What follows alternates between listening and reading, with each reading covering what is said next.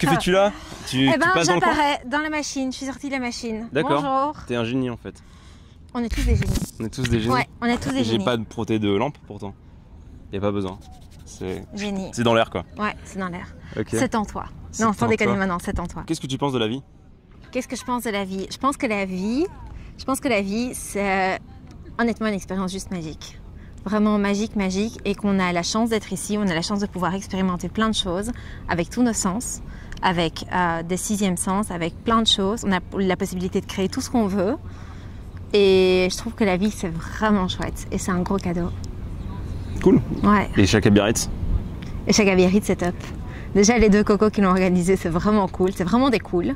Et en fait, c'est chouette d'être avec des gens qui se prennent pas la tête, qui construisent, vraiment des builders, comme ils disent, mais qui construisent, qui croient dans l'innovation, qui vont au-delà des sentiers battus, qui sont prêts à tester des nouvelles choses, parce que genre, ils m'ont donné full carte blanche, par exemple, par rapport à tout ce qui était wellness et se dire on fait des trucs dans le métavers. Bah, ils y vont, chaud, et en fait, après, ils sont contents. Et je pense que c'est un peu l'état d'esprit dont on a besoin aujourd'hui pour amener du changement. Et des choses comme Jacques Biarritz, c'est des personnes qui sont hyper alignées là-dedans, qui croient dans leurs rêves, qui vont dans la construction de nouvelles choses, qui se donnent les moyens d'y arriver. En fait, vraiment l'esprit entrepreneurial. Avec ou sans ego, c'est un autre débat, mais qui font les choses. Et ça, c'est vraiment cool. Moi, je ressens pas vraiment de l'ego chez les frères Dupont. Hein. Ils sont très chill, Non, pas, je parle pas des frères Dupont, hein, je parle des entrepreneurs ouais, en général. Mais c'est normal après, hein, quand tu construis des choses, c'est normal d'en être fier. Et l'ego, Oui, ça oui. n'a rien de négatif. L'ego, ça n'a rien de négatif, c'est une sûreté de soi qui est là, quoi. Je dirais que moi, l'ego, c'est pour moi, l'ego, c'est un peu la personnification de l'image que tu te fais toi-même, finalement. Ouais, c'est assez bien dit. C'est assez bien dit. Je pense que l'ego, c'est un peu pour moi comme un garde-fou sur le côté qui a envie de nous ramener à quelque chose de sûr, de clair, dans lequel on peut se définir et qui est certain. C'est pour ça que c'est une illusion, mais qu'en même temps, c'est aussi c'est une peut-être illusion, mais en nécessaire même temps, quand c'est ton même. meilleur pote. C'est ton meilleur pote. L'ego, pour moi, c'est ça, en fait, c'est de se dire, c'est pas lui qui guide ma vie, mais par contre, c'est mon pote sur le côté. Et c'est chouette d'avoir de l'ego de temps en temps, parce que sans ego, on n'oserait pas non plus. Sans ego, on n'aurait peut-être pas le courage de faire ce qu'on fait, parce qu'on n'aurait pas le courage de le faire. Voilà, je pense. Ouais, mais après, des fois, c'est bien quoi? Je pense que des fois, c'est bien d'être fier de soi, quand on a accompli des choses. Mais toujours faire gaffe, quoi. Enfin, tu sais, moi, tous les trucs de développement personnel, ça me... À la fois, j'adore et en même temps, je déteste, tu vois. Il y a tellement de tout et de rien, et il y a tellement de détournements, de concepts qui sont en fait des trucs hyper anciens, de toutes les traditions.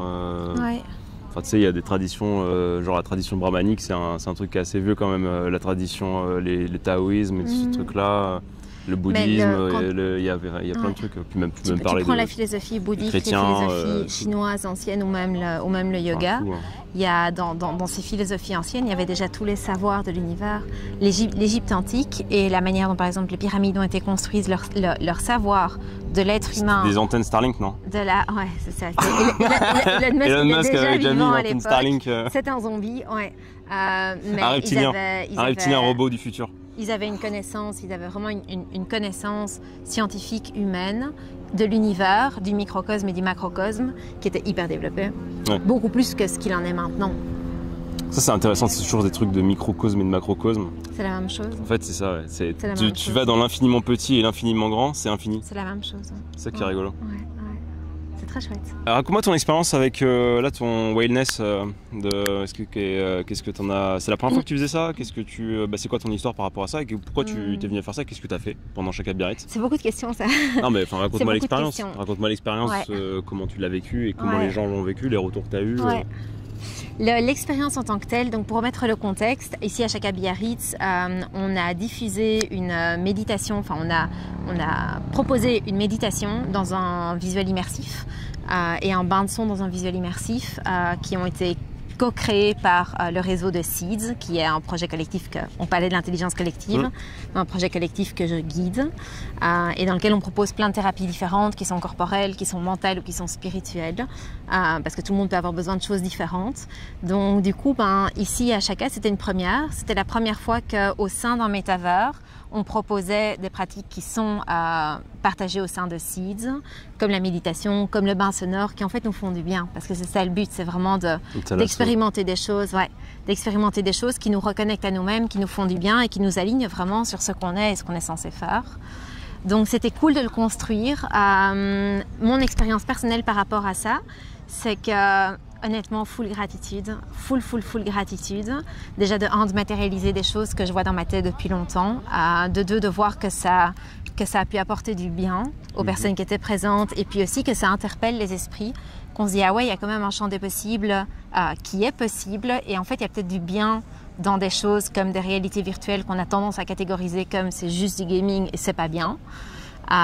Et au-delà de ça, dans la construction de la méditation et du bain de son, la méditation par exemple, l'expérience visuelle, c'est une version 2D d'un visuel 3D que j'ai co-créé avec une artiste qui est juste incroyable. Donc le fait de pouvoir co-créer ça et de mettre à l'honneur des personnes qui sont hyper talentueuses dans ce qu'elles font via un collectif, c'est juste dingue. Ça a été pareil pour le bain de son. Le visuel, c'est des shots du désert d'Atacama qui ont été remixés par une intelligence artificielle. Donc c'est l'intelligence de la Terre et l'intelligence artificielle par une personne que je connais qui s'appelle Matthew, qui porte un projet dingue de neurofeedback, de terre, de plein de choses. Et c'est chouette de pouvoir co-créer avec des gens comme ça. Donc ça a un peu été mon retour personnel et ouais, beaucoup de fierté aussi d'apporter quelque chose de différent. C'était la première fois que tu faisais ? C'était la première fois qu'on partageait les pratiques de Seeds dans un métavers et surtout dans une conférence en live. Ouais, voilà. Donc ça, c'était très chouette. Ouais. Ah, les deux ? Ouais. Double première fois ? Ouais, double première fois. Waouh. Ouais. Ah ouais. Ouais, jackpot. Et les gens t'ont donné un peu de retour ? Les gens ont beaucoup apprécié la méditation de cohérence cardiaque. Il y avait du monde ce matin. Il y avait du monde aussi. ce matin, ouais. Il y avait du monde ce matin. On n'était pas dans le métaverse, Omega. mais finalement, on était avec les pieds dans la terre, ouais. On est un peu tout le temps dans le métaverse. Le métaverse, c'est la vraie vie en fait. Le métaverse, on est dans notre réalité. Donc, ouais, il y avait du monde ce matin, c'était très cool.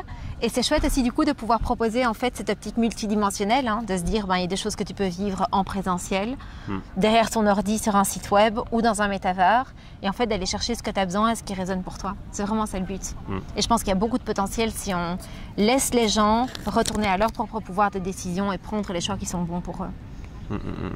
Carrément. Et puis sur l'IA, en fait, t'as utilisé l'intelligence de la Terre et l'intelligence du ça ciel. c'était vraiment cool. C'est vraiment cool. Et en fait, le mélange des deux, c'est intéressant. Tu rentres dans des voyages et dans des imaginations qui sont hyper personnelles, genre l'expérience que t'avais suivie, je pense.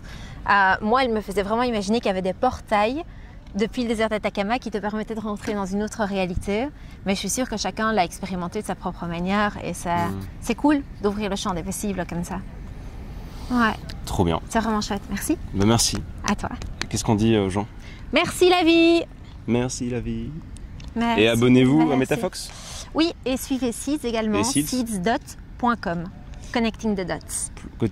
Connecting the dots et planter des graines. Planter des graines parce nourrir votre esprit. On voit pas toujours les fleurs sortir, mais planter des graines, c'est la chose la plus importante. Donc ne sous-estimez pas l'impact que vous avez. 3, 2, 1, let's go!